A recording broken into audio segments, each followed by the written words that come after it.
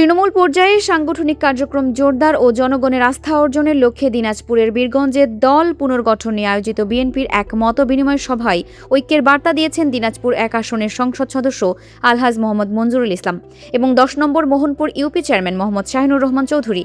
রোববার বিকেলে উপজেলার মোহনপুর ইউনিয়নের সালেহা হোসেন দারুস সুন্নাত দাখিল মাদ্রাসার হলরুমে ইউনিয়ন বিএনপির উদ্যোগে এই গুরুত্বপূর্ণ মতবিনিময় সভা অনুষ্ঠিত হয়।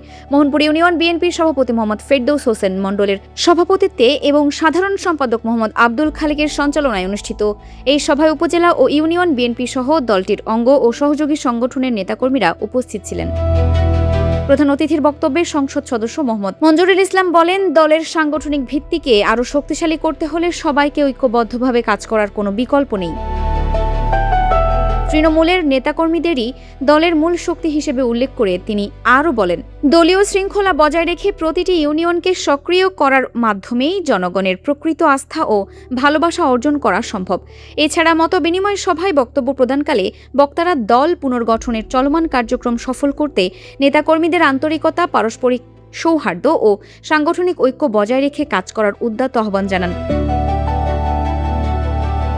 এমন সব বস্তুনিষ্ঠ প্রতিবেদন নিয়মিত পেতে দিনাজপুর টিভির ফেসবুক পেজ ফলো করুন, ভিডিওতে লাইক, কমেন্ট, শেয়ার, সাবস্ক্রাইব করুন এবং ভিজিট করুন dinajpurtv.com।